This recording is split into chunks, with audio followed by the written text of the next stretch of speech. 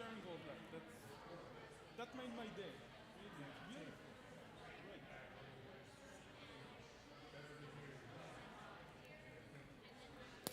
Anything but that fruit. No.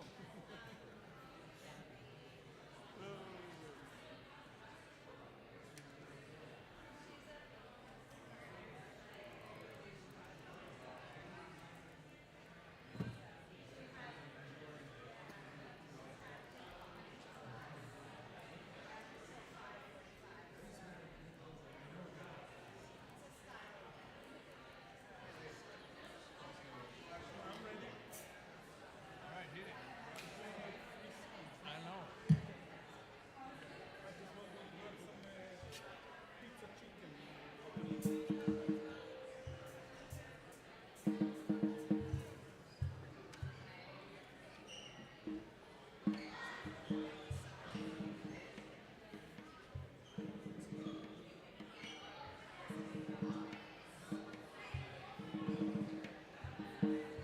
Huh?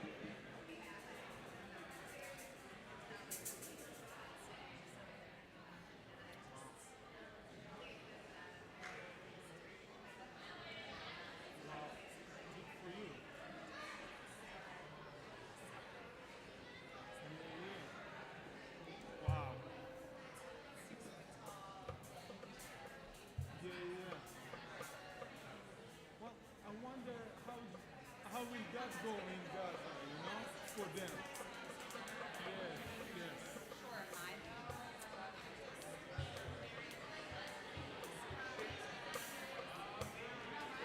See, it's a problem. They think that they're fools supporting the underdog, right?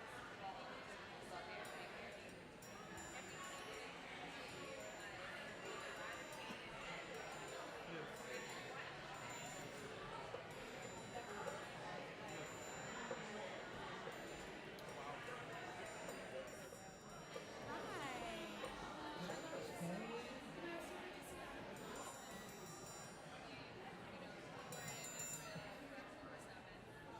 Can't help myself. I can't help myself. Got me. How long before did you get there? Oh my God! Crazy. You had the Shabbat that night, right?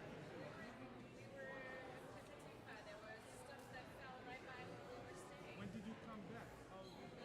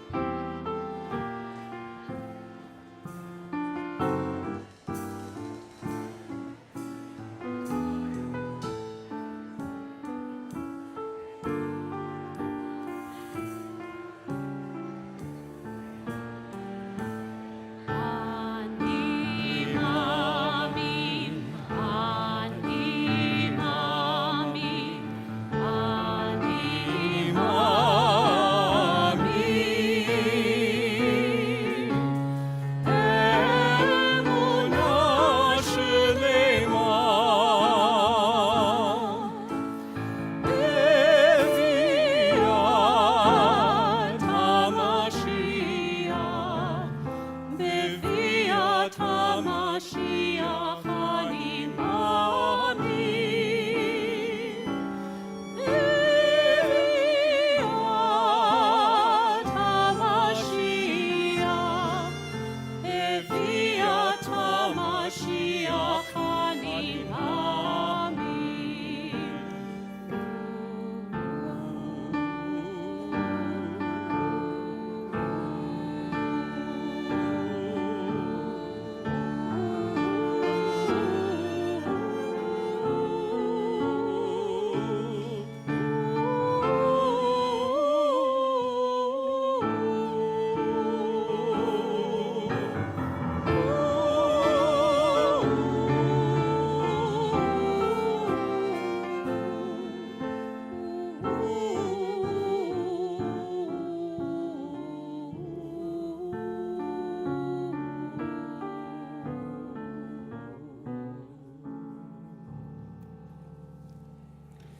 Shabbat Shalom. Shabbat Shalom. I feel grateful at the end of this difficult week that the Jewish people knows that it is time to come together for Shabbat. Shabbat just means stop. We can stop here in the sanctuary. We can't stop what's happening out there in the world. But perhaps if we take this time to stop, to be with one another when we need one another, to be with one another when we need Shabbat, then we'll be ready after Shabbat to re-enter the world and re-engage with the world in all of its difficulty, all its pain, all its hatred, and all its brokenness. So I'm grateful. I'm grateful to you, our Westchester Reformed Temple family. I'm grateful especially to our sixth graders and your parents and loved ones who are with us tonight for our annual service of responsibility, when you will take on the responsibility of remembering a child who perished during the Shoah, to be remembered at your upcoming services and celebrations of B'nai Mitzvah. We will recognize you in the course of our service tonight. I'm grateful for the presence of many of our local BBYO participants and leaders, our BBG chapter. So for all of the teen leaders who are going to be strong advocates for the resiliency, positivity, and strength of the Jewish people in your generation and for a generation yet to come, your presence here means a lot tonight. I'm grateful to incredible colleagues and friends who lift our hearts and spirits during worship, even in weeks where our worship expresses pain. So hi, I'm Rabbi Jonathan Blake, and I'm joined tonight by Cantor Amanda Kleinman, by Cantor Isaac Sonadasor and Cantor Danielle Rodnitsky. We brought a bunch of rabbis along too, Rabbi Sasha Bacon and Rabbi Leah Citron, who directs our Jewish Learning Lab. We're joined on the bima by our temple president, Warren Haber, and our souls will be stirred and our hearts moved by the music that will be brought to us by our guest, violinist Rebecca Cherry, whose soulful melody is part of the texture and love that fills the sanctuary on the High Holy Days, and by our regular Friday night band, by Pete Malinverni at the piano, Idan Santhaus on flute, Jerome Morris on percussion. And we also wish Shabbat Shalom to all who are joining us via our live stream tonight. The lighting of candles is a way of signaling hope in a darkening world. We have already lit more candles than we wish to count, the small blue flames, as a reminder that even as we pray tonight in the comfort and freedom of our sanctuary here in New York, there are still hostages in Gaza. And before we light Shabbat candles, which truly symbolize the warm glow of hope, we will have the opportunity to light 6 candles of memorial, these yellow candles, each one with an accompanying yellow flower, each candle for 1 million of the Jewish people who were murdered by the Nazis, 6 million of our people, and 5 million other human beings at a minimum. All of the families who will come forward to light a candle have a personal family connection to the Shoah and give honor to their loved ones, to their memories, and to the enduring strength and resiliency of our people. We light these candles now.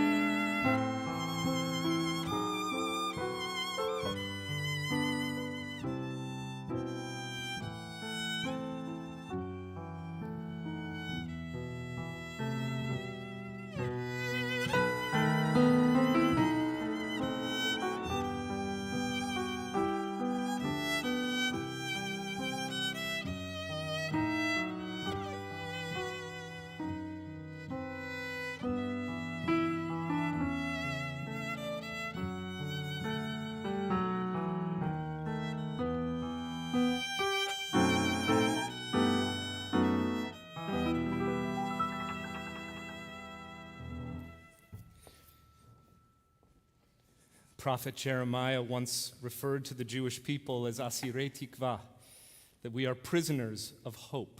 It's a wonderful literary oxymoron.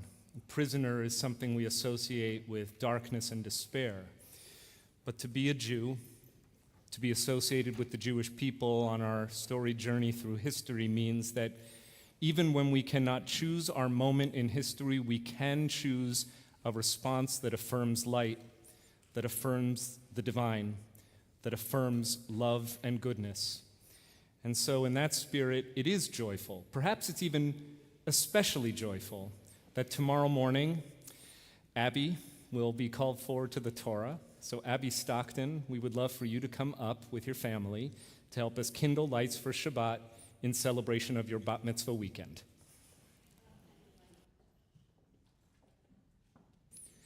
I understand that Eli Gordon's here too. Yes, you're over here. And Eli Gordon is going to celebrate bar mitzvah in the afternoon. So Eli, will you please also come up and help us kindle lights for Shabbat with your family?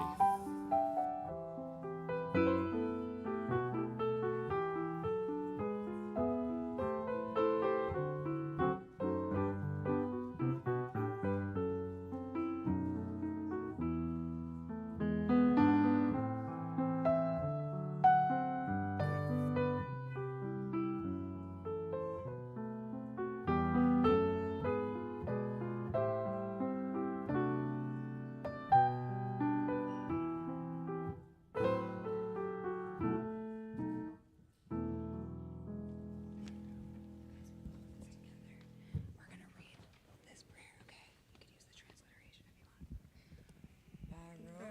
Ata Adonai, Eloheinu melech haolam, asher kiddushanu b'mitzvorav, v'tzivanu l'hadlik ner shel Shabbat. Both Eli and Abby last year, in their 6th grade year, took on the same responsibility that our 6th graders take on tonight, and at their celebrations of B'nai Mitzvah tomorrow, will be naming and honoring the memory of a child who perished in the Shoah. Thank you for the light of Torah and the light of remembrance that you kindle tonight with us. Mazel Tov and Shabbat Shalom. Thank you.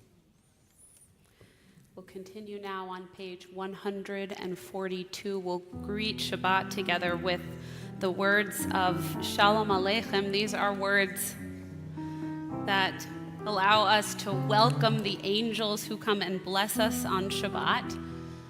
The last verse of Shalom Aleichem tells those angels to go forth in peace, Seitchem l'shalom, but the setting we'll be singing today asks those angels, Shuvchem l'shalom, to return to us in peace. And I know that this Shabbat we want to hold on to those angels of blessing just a little more tightly. And so we'll sing the words Shuvchem for the final verse, 142. Shalom Aleichem, Malachei Hasharei, Malachei Elyon, Mimelech, Malachei HaMlachim, HaKadosh Baruch Hu, Bo'achem l'shalom, Malachei Hashalom, Shalom.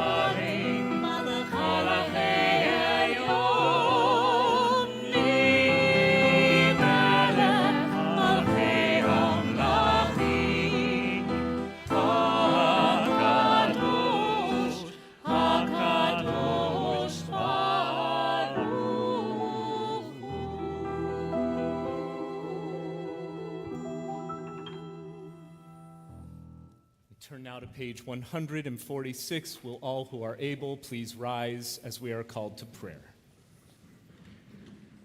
Baruchu et Adonai HaMevorach. Baruch Adonai HaMevorach leolam va'ed. Baruch Adonai HaMevorach leolam va'ed. When I was in college, I had the painful privilege, of attending a trip similar to March of the Living. And this was an opportunity to go to somewhere like Poland, places in Europe, to see the ruins and sometimes the not ruins, the very still built concentration camps and death camps. And when we were debriefing one of our sessions, one of the rabbis had us circled on the floor and told us that after the Holocaust was over, after the war technically ended, there were people who would go around looking for the Jewish children that were still missing, that were saved. Sometimes they were in churches, sometimes maybe even in the woods, sometimes on the streets. And they would sing the Shema. And when a child picked their head up, they knew it was time to come home because they knew that they were Jewish. And so as we turn now to the Shema, let us remember it's not only a call that God is one, but it's a call to each of us that this prayer connects us as one across time and across space. Page 152. Shema Yisrael Adonai Eloheinu Adonai Echad Baruch Shem Kevod Malchuto Leolam va'ed. Ve'ahavta et Adonai Elohecha b'chol levavcha u'b'chol nafshecha u'b'chol me'odecha ve'hayu hadvarim ha'ele asher anochi mitzavecha hayom al levavecha v'shinantam levanecha v'dibarta bam b'shivtecha b'veitecha uv'lechtecha v'derech uv'shochbecha uv'kumecha וקשרתם לאות על ידיך, והיו לטוטפות בין עיניך, וכתבתם על מזוזות ביתך ובשעריך, למען תזכרו ועשיתם את כל מצוותיי, והייתם קדושים לאלוהיכם. אני אדוני אלוהיכם, אשר הוצאתי אתכם מארץ מצרים, להיות לכם לאלוהים. אני אדוני אלוהיכם. Having just finished Passover, the idea of freedom is on our minds. Thinking of the Holocaust, we know that there were so many who were not free. But unfortunately, as Rabbi Blake mentioned the hostages tonight, we know that so many still are not free. So together, we think of them as we also celebrate our freedom. As we turn to the Micha Mocha, page 158.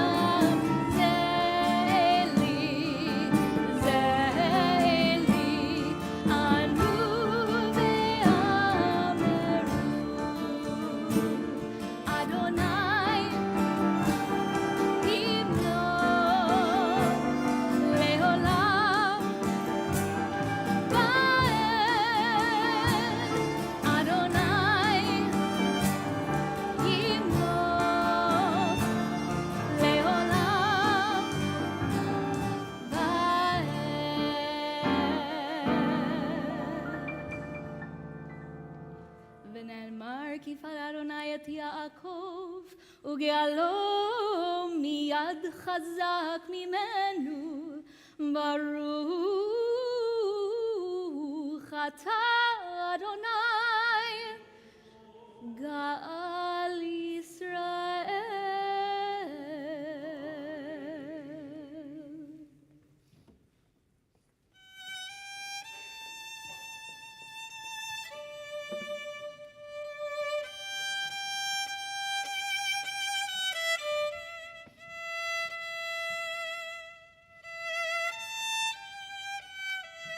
Page 162. ושמרו בני ישראל את השבת,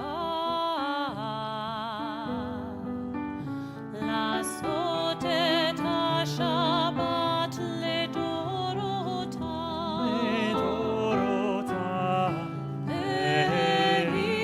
ברית עולם ביני ובין בני ישראל, אותי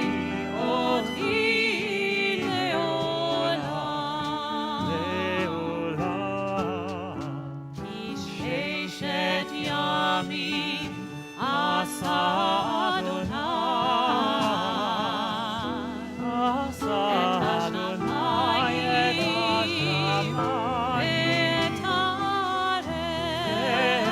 הארץ, וביום השביעי שבת שבת ויהי נפש, שבת ויהי נפש, שבת ויהי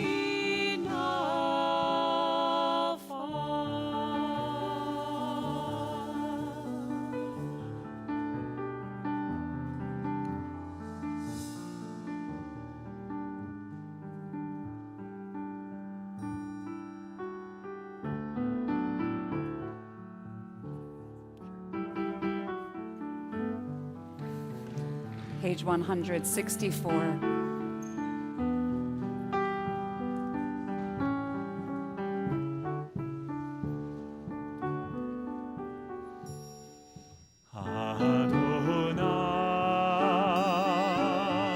Adonai Sefatai Tifta Ufi Agid Tehilatecha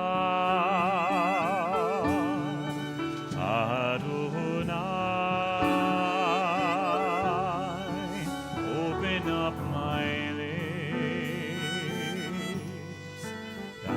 at my mouth may declare your praise. Baruch atah Adonai Eloheinu ve'Elohei Avoteinu ve'Imotenu Elohei Abraham Elohei Yitzchak ve'Elohei Yaakov Elohei Sarah Elohei Rivka Elohei Rachel ve'Elohei Leah Ha'el Hagadol Hagibor ve'Hanora El Elyon Gomel Chasadim Tovim Vekonei Hakol Vezocher Chasdei Avot ve'imahot Umevi Gehula Livnei Bneihem Leman Shemo be'ahava Melech Ozer Moshiach Umagen Baruch atah Adonai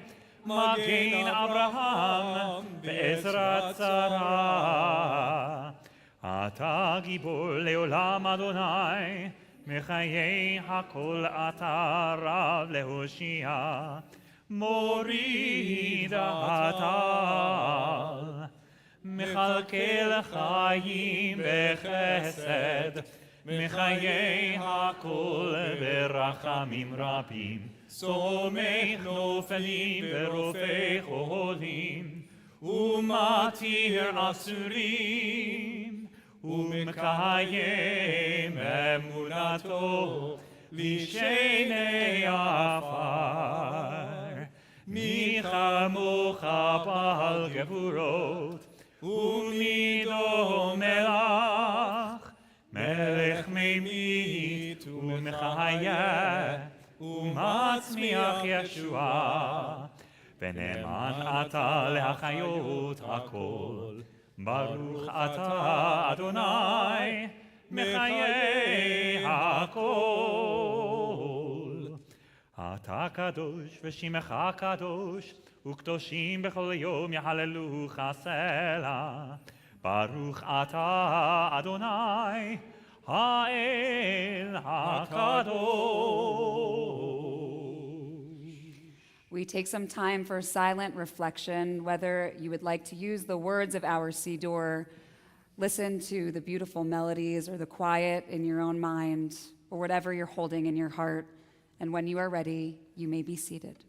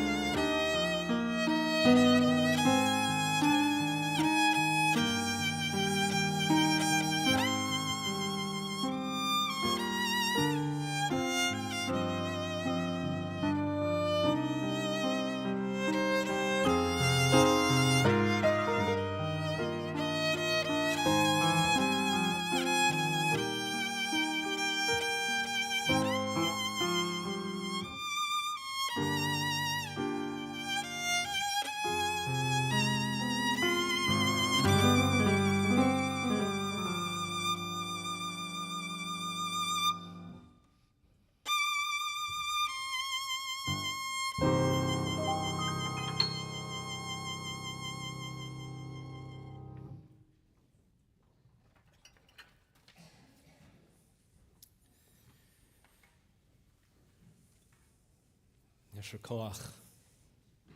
Thank you, Rebecca. Before we invite our sixth graders to participate in the central ritual of this special Shabbat, I wanted to take the opportunity that I see I have, without having announced it ahead of time to my colleagues, to address the congregation tonight, particularly with many dozens of teenage students in the sanctuary, which I have to say fills me with a lot of nachas. Nachas is a Yiddish word that doesn't translate very well, but it's kind of a joy that overflows from the Hebrew nachat ruach, a joy of spirit. So even at this hard time, know to especially our young congregation tonight how much your presence means. Just a few hours ago, we sent to the congregation this message that I have composed in response to campus protests. I'd like to share it especially for our high school and middle school crowd tonight, because in a year or two or three or four, many of our BBYO representatives in the congregation will be standing among your classmates on college campuses. And our sixth graders, though 7 years feels very far away, your parents and loved ones know that it is the blink of an eye. As protests have erupted on college campuses across the country, we've been listening and responding to the concerns of students, parents, and congregants of all ages. It is important for us to reinforce the message that peaceful assembly and free speech, even of noxious points of view, are constitutionally protected rights, and indeed that the right to protest freely is one of American democracy's greatest assets. Jews, among other minorities, have historically benefited from our First Amendment protections. Having said this, it is clear that many of these protests have become exercises not only of free speech, but of harassment and intimidation of Jewish students, and in some cases of physical violence against people and property. Protests that make it impossible for students to attend classes, that force students to move off campus for their own safety, have indeed crossed a line and should be denounced and disbanded. We condemn such conduct in no uncertain terms. It is not only that we deplore overt displays of anti-Semitism, it is also that we repudiate protesters' efforts to delegitimize the world's only Jewish state. It is clear that many protesters, while cloaking themselves in the language of supporting Palestinians, are anything but pro-Palestinian. They are rather engaged in an anti-Israel campaign. A true pro-Palestinian movement would emphasize the callous horror inflicted by Hamas on its own people. A true pro-Palestinian movement would denounce Hamas for its embrace of terror, the use of human shields, the carrying out of sexual violence, kidnapping, and genocidal intent toward the Jewish people and the Jewish state, all of these war crimes. A true pro-Palestinian movement would demand the return of hostages as a precondition of any ceasefire. A true pro-Palestinian movement would speak of the need for a Palestinian state and dignified self-determination for the Palestinian people without denying the right of the State of Israel to exist. A true pro-Palestinian movement would focus its efforts on amplifying the voices and the inspiring work of all those Americans, Israelis, Palestinians, and Arab Middle East partners who have not given up the goal of peaceful coexistence between Israelis and Palestinians. A true pro-Palestinian movement would direct its critique of the war against Israel's government and not against all Israelis or all Jews. It is possible to support Palestinian rights and advocate for Palestinian welfare without denying the right of Jews and the State of Israel to exist and defend itself from terror. And so we pray for peace and justice to prevail on our campuses, in Israel, in Gaza, and throughout the world. And here I would add that because of what we are seeing on our college campuses, the presence of high school and middle school leaders, yes, you, leaders, in our community tonight, inspires all of us from one generation to the next. We are counting on you to stand with us And we want you to know that you will have the boundless support of your rabbis and cantors, your teachers, and most of all, your fellow WRT congregants as you embark on journeys of learning and discovery, as you open yourselves up through your academic journeys to hearing points of view with which you might disagree, and you share views with which others might disagree. We're counting on you not to be quiet. We're counting on you to lead. Shabbat Shalom. The last time our sixth grade families were here as a group was for the Shabbaton back in February.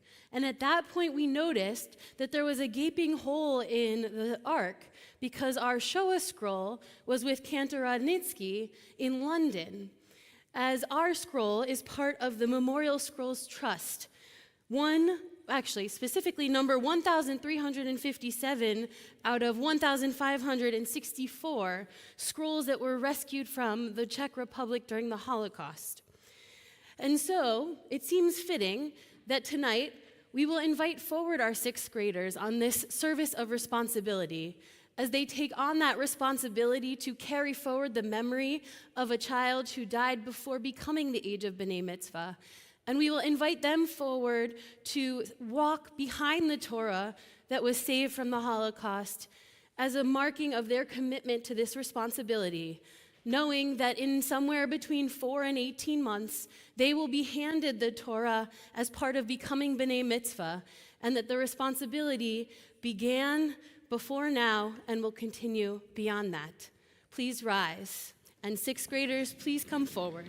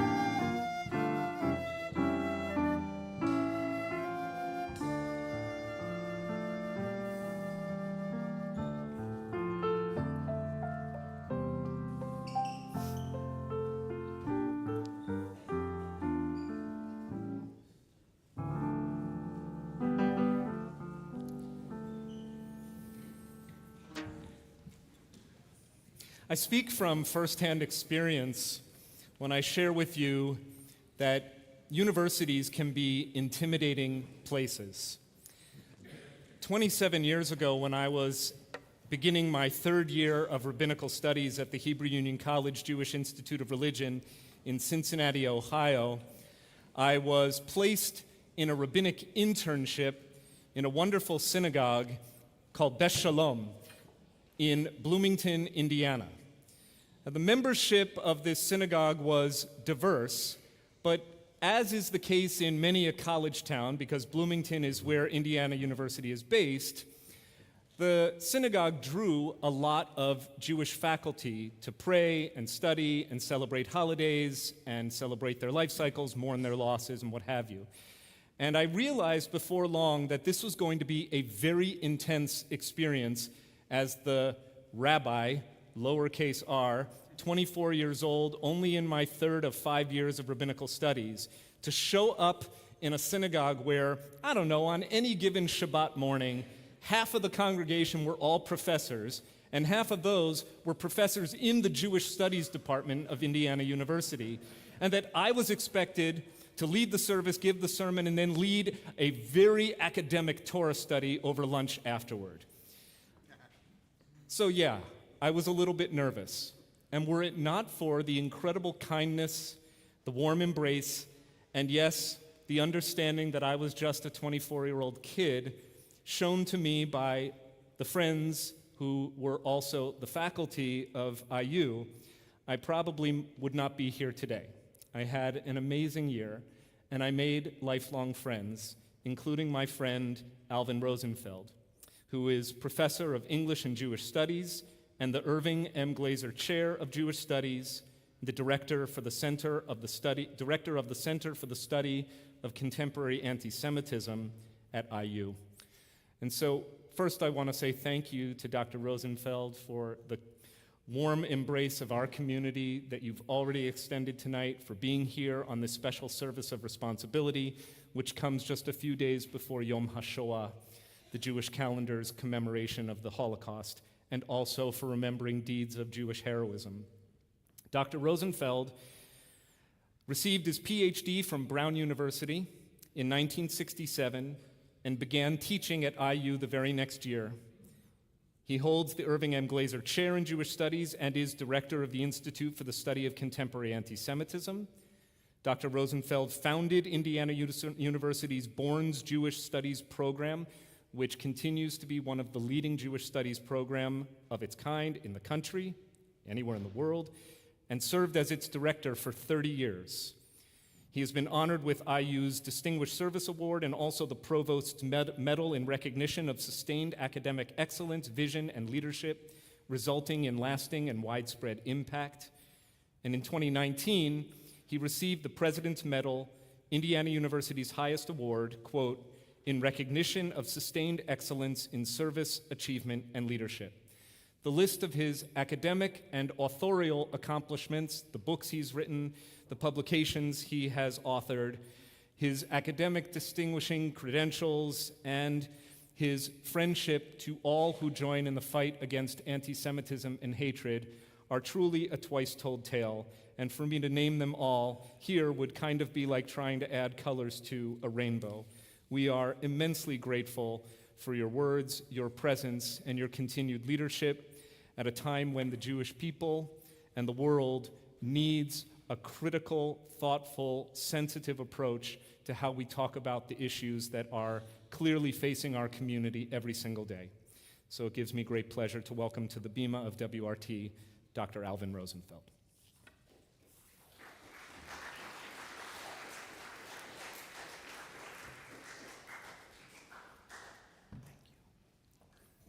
Thank you, Rabbi Blake. Can you hear me?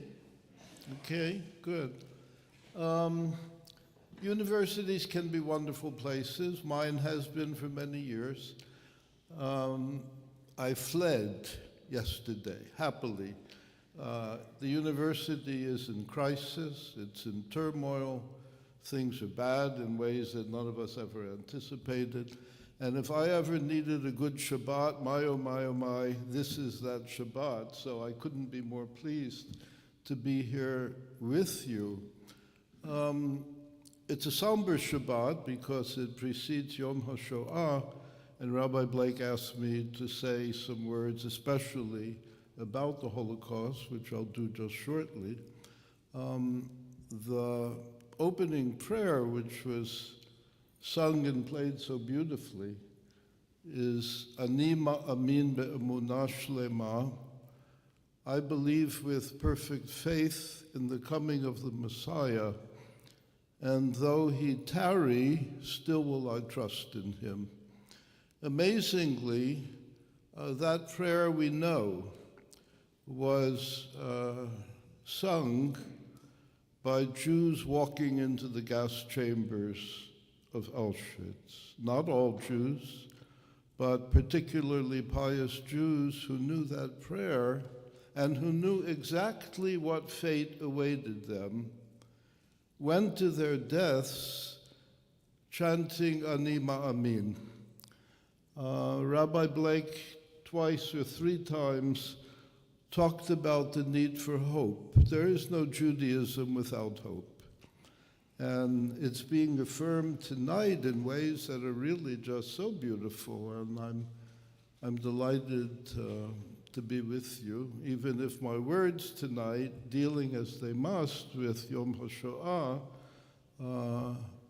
are difficult to hear. But nonetheless, we live always with hope. I was also so moved to hear Yerushalayim Shel Zahav played so beautifully. Be'ezrat Hashem, God willing, I'll be in Jerusalem next month for the whole month of June. I have a daughter who lives in Israel. My youngest grandson, Adin, is in the IDF. He's been trained as a combat medic stationed near Gaza. And he's seen and done things that no 19-year-old should have to see and do. But in that respect, he's only like countless numbers of other young Israelis who are doing what they must to defend their country. And when I hear on my campus and campuses all across the country now, Intifada, Intifada, we are all Hamas, it's sickening, it's revolting, it's really terrible. And we have to stand against it, and we will stand against it. But this is a troubling time, and that's a large part of the trouble. Yom HaShoah will be here very soon. Elie Wiesel said not to remember the Jews who perished is to kill them a second time. And our one obligation, and it's the mitzvah among all mitzvot at this time of year, is indeed to remember them. But how in the world does one remember 6 million individual people who are no longer with us? The Holocaust is the most copiously documented crime in history. We know a great deal about it. We know where it happened. We know who caused it. We know who the victims were. At Yad Vashem in Jerusalem, at the U.S. Holocaust Memorial Museum in Washington, D.C., the names are there.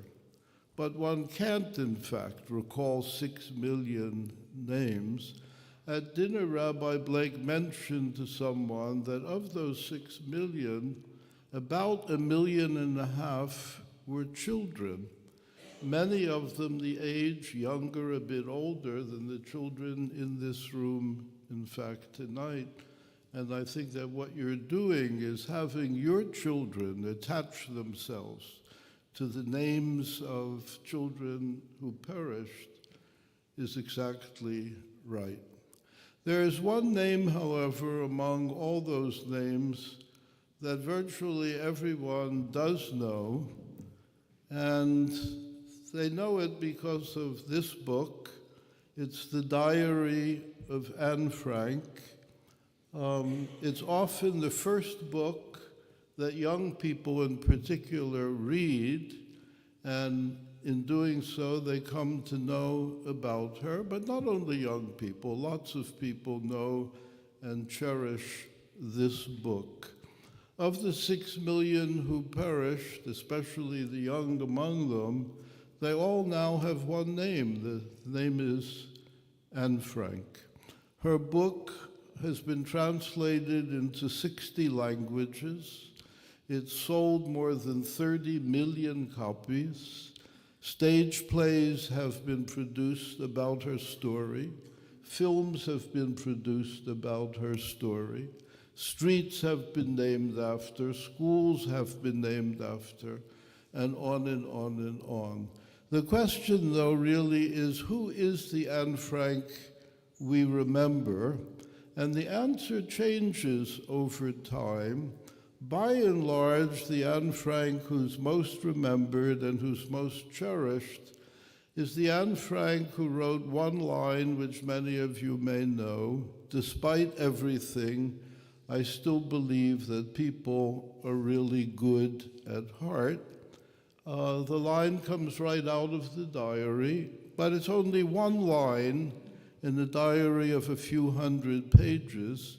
She wrote many, many, many other lines which are much more disconsolate, much more despairing than that as well, but people prefer to remember the happy, the optimistic, the affirmative Anne Frank. A number of years ago, I taught for a time at a university in Germany called the University of Kiel in northern Germany. It was not too far away from Bergen-Belsen. Bergen-Belsen was the camp where Anne Frank perished. As you know, she and her family and some others hid away in the attic of a building in Amsterdam for 2 years and 2 months. Someone, we don't know exactly who the someone was, squealed on them. They were captured and taken away, first sent to a camp in the Netherlands called Westerbork, where she remained about a month. Then on the last train to leave Westerbork for Auschwitz, she had the misfortune of being sent on that train. She survived Auschwitz, but with her sister Margot, she was then sent to Bergen-Belsen, where she perished. When I was teaching in Germany, not too far from Bergen-Belsen, I said to myself I should go there, see if it's possible to find her grave and say Kaddish at her grave. So I went to Bergen-Belsen with a German colleague, and there was no grave for Anne Frank or anyone else. Instead, there were mass graves, and those mass graves had tombstones on them which said in German, "Hier ruhen 5,000, here lie 5,000. Here ruhen 7,000, here lie 7,000, etc., etc. If you go to Bergen-Belsen today, you'll see a grave with a tombstone that says, "Here lies Anne Frank." It's fake. We have no idea at all where Anne Frank is, except she's in a mass grave. But history gets rewritten from time to time, so there is a fake tombstone there. Here lies Anne Frank. I want to tell you just a bit about the real Anne Frank. The real Anne Frank was a girl who never lived past the age of 15. But she was very smart, she was very gifted, and she was very Jewish. And in addition to the optimistic, affirmative passages, and they exist, that one finds in the diary, one also finds lines like this. Permit me to read them out to you. "Our many Jewish friends are being taken away by the dozen. These people are being treated by the Gestapo without a shred of decency, being loaded into cattle trucks and sent to Westerbork, the camp, the first camp where she ended up, the big Jewish camp in Dront. If it's as bad as this in Holland, whatever will it be like in the distant and barbarous regions the Jews are being sent to? We assume that most of them are murdered. The English radio speaks of them being gassed. She was alert to what was happening. She was not gassed in the end. She died of disease and starvation. And we know a fair amount about her last days in Bergen-Belsen from someone else who ends up having been with her in all three camps, in Westerbork, Auschwitz, and Bergen-Belsen, and she survived. Permit me to read out the following to you. My guess is you've not heard it before, but it rounds out the picture of Anne Frank that we need to be aware of. I saw Anne and her sister Margot again in the barracks of Bergen-Belsen. The Frank girls were almost unrecognizable since their hair had been cut off. They were much balder than we were, and they were cold, just like all the rest of us. It was winter and you didn't have any clothes, so all of the ingredients for illness were present. They were in bad shape. Day by day they got weaker. You could see that they were very sick. The Frank girls were so emaciated. They looked terrible. They had little squabbles caused by their illness because it was clear they had typhus. They had those hollowed out faces, skin over bone. They were terribly cold. They ended up having the least desirable places in the barracks, below near the door, which was constantly opened and closed. You heard them constantly screaming, close the door, and the voices became weaker every day. And it goes on that way, and then describes, in fact, the deaths of both Anne Frank and Margot. You'll learn nothing about that Anne Frank in the theater version of the Diary of Anne Frank. You'll learn nothing about that Anne Frank in the films about Anne Frank and the like. You'll learn about the young girl, high-spirited, very intelligent, at times hopeful, saying, in spite of everything, I still believe that people are good at heart. Was that part of her? Yes, but only part of her.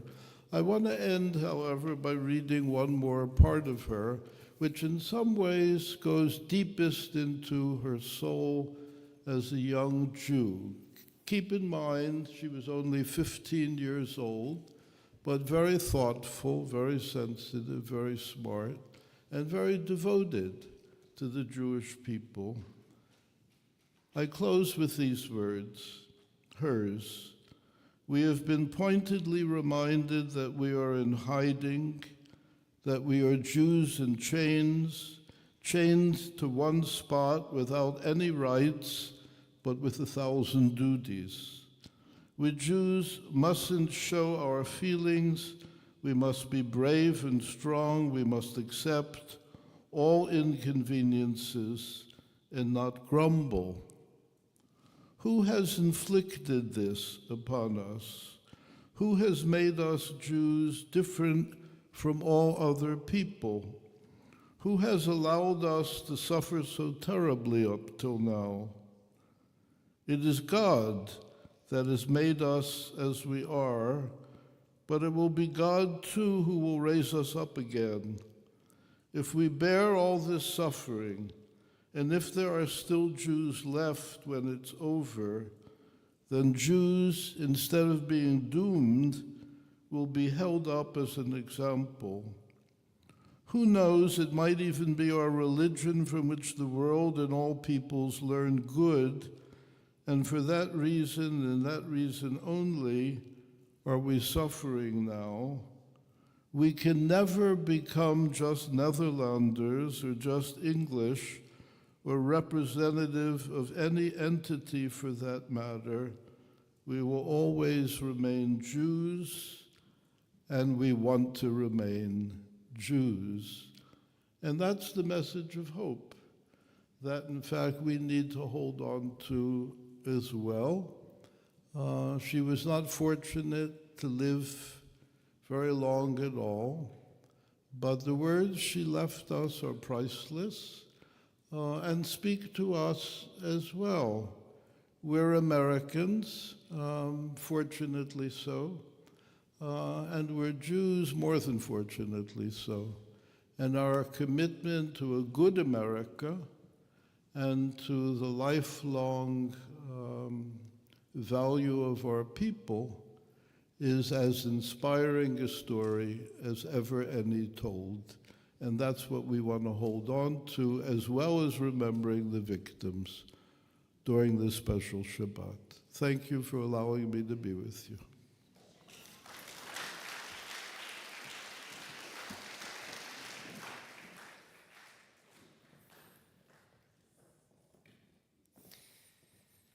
Thank you, Dr. Rosenfeld. Thank you to my friend Alvin. It is poetically appropriate then that the Torah portion that we have been reading this week is called Acharei Mot, which means after death.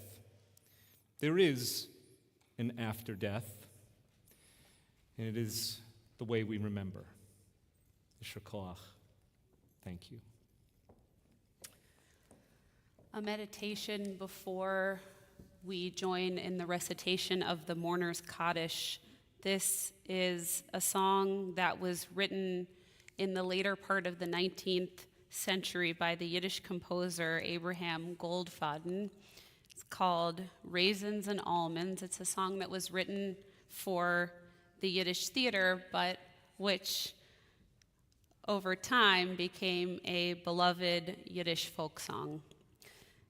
In the temple, in a corner of a room, sits the widowed daughter of Zion, alone. She rocks her only son, Yidela, to sleep with a sweet lullaby. Under Yidela's cradle stands a small white goat. The goat traveled to sell his wares. This will be Yidela's calling too, trading in raisins and almonds. Sleep, Yidela, sleep. In that song, my child, lies many wonders. When you will at some time travel throughout the world, a merchant of all grains, earning from your trade. And when you become rich, Yidela, remind yourself of this lullaby, raisins and almonds.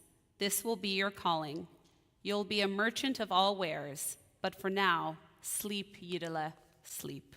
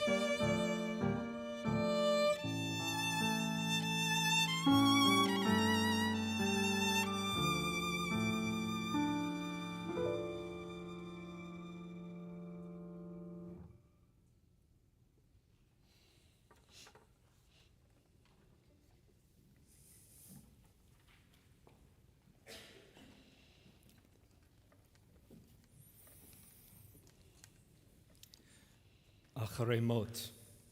After death, what do?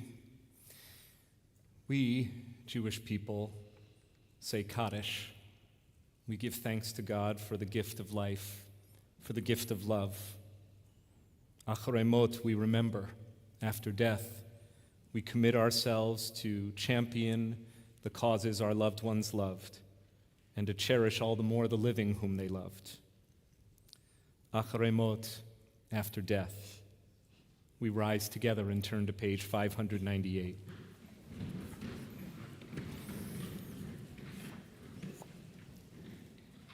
As one community of mourners on this Shabbat that anticipates Yom HaShoah, we are remembering those taken most recently from the midst of our WRT community. In the last 4 weeks, we have laid to rest Adeline Lesk, aunt of Beth Lieberman, Karen Lally, wife of Tom Lally and mother of Samantha and Nicole Lally, Robert Leff, uncle of Ira Rosenstein, Francine Tanzer, mother of Sue Tolchin, Arthur Raffkind, husband of Pat Hirsch Raffkind and stepfather of Hillary Emmerman, Gary Goldstein, father of Beth Bernstein, and Rita Landa, mother of Eric Landa. This Shabbat, we also commemorate the Yortzeiten of Linda Carol Ackerman, Faye Berman, Cantor Eliezer Ben Aryeh, Samson Broadwin, Gertrude Delugach, Anita Diamond, Abe Dubrow, Bessie Eisert, Matilda Freed, Eleanor Gardner, Joshua Gendel, Harry Ginsberg, Edward Gitlin, Philip Goldenberg, Isabel Goldschlag, John Rothenberg, Alice P. Goldsmith, Vivian Goldsmith, Molly Ann Goldstein, Shirley Galler, Michael Greenberg, David Jaffe, Enrique Shajan, Emmanuel L. Capel, Lila Kaplan, Alvin Kaplan, Lillian Kerner, Kiana Kodesh, Herbert Kornblum, Martin Krebs, Harry Levin, Stephen Lewis, Ralph Lupin, Jay Malice, May Malice, Lillian Goldman Michaels, Ann R. Miller, Sidney G. Rosenthal, Nella Mitnick, Anita Newman, Andrea Reiner, Miriam Rowan, Alex Sussman, Selmore Rubinoff, Donald Sharoff, Ethel Schmerler, Irving Simon, Miriam Abramson Spitalny, David M. Stamler, Bernard Chorney, Sylvia Utal, Sylvia Weberman, Alexander Wexler, Morris Weitz, Samuel Werber, Melvin Wiesenthal. We cannot name the 6 million of our people who were murdered by the Nazis. We will name Anne Frank. If I have inadvertently mispronounced your loved one's name, or if you would like to add personal names to our commemoration, kindly speak them at this time.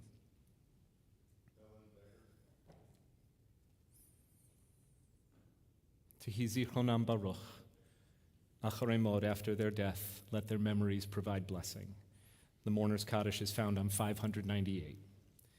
Yitgadal v'yitkadash shemei rabbah, v'alma divrach hirutei v'yamlich malchutei, b'chayechon uv'yomechon uv'chayei d'chol beit Yisrael, ba'galau v'zman kari v'imru amen. Yehei shemei rabbah mevarach le'alam alalmei almaya, Yiparach v'yishtabach v'yitpa'ar v'yitromam v'yitnaseh v'yithadar v'yitaleh v'yithalal shemei d'kudusha b'richu la'ela min kol birchata v'shirata tushbechata v'nechemata da'amiran bi'alma v'imru amen Yehei shlam rabba min shemaya v'chayim aleinu v'al kol Yisrael v'imru amen Oseh shalom b'mromav hu ya'aseh shalom Aleinu v'al kol Yisrael, v'imru amen. Ose shalom bimromav, hu yaseh shalom. Aleinu v'al kol Yisrael, v'imeru amen.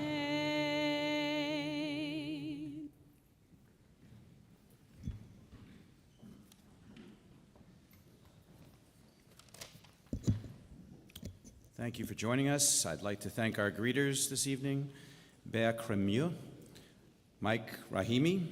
Hearty Mazel Tov to Abby Stockton and the Stockton family, as well as Ellie Gordon and the Gordon family. Some real quick announcements: sharing Shabbat tomorrow morning at 9 a.m. in person in the CJL. Torah study as well at 9 a.m. in person in the Sifriyah or via Zoom. We have the annual Men of Reformed Judaism retreat with Rabbi Blake featuring guest scholar Dr. Alvin H. Rosenfeld on Saturday at 12:30 in the CJL, for those of you who'd like to join us. Rosh Chodesh, led by Cantor Kleiman and Cantor Rodniski on Tuesday at 11:30 in person. We also have adult learning on Thursday, May 9th at 10:15, led by Rabbi Blake. And for those of you who haven't seen all the e-blasts, Thursday is also WRT's 70th anniversary gala at 7:30 p.m. Still tickets are available, so please sign up. Last but not least, next Friday evening at 5:30, Lab Shabbat in person here at WRT. Shabbat Shalom. Shabbat Shalom. Thank you, Warren. Tomorrow, Dr. Rosenfeld and I will be engaged in dialogue over a nice lunch hosted by our Men of Reformed Judaism, where we will hold forth on the subject of the face of anti-Semitism and the world for the Jewish people since October 7th. So if you would like to join us in dialogue, we know that it will be a powerful continuation of the learning that we have undertaken tonight. I think, Dr. Rosenfeld, that one of the greatest gifts you've given us tonight is what we expect in academia, which is that professors will stretch and challenge our preconceived notions and force us to grow into those spaces where we just don't know what we don't know. So thank you so much. We're going to ask all of our sixth graders to come back up onto the bima. Those of you who have joined us tonight and have taken on the responsibility of memory, will you please join us as we make Kiddush and Motzi, and we invite the congregation to rise.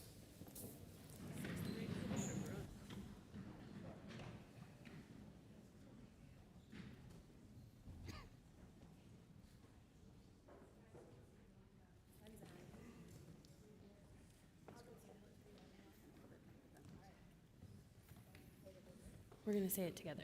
You don't have to do it by yourself. All right. Everyone up? All right. Hold it nice and tall.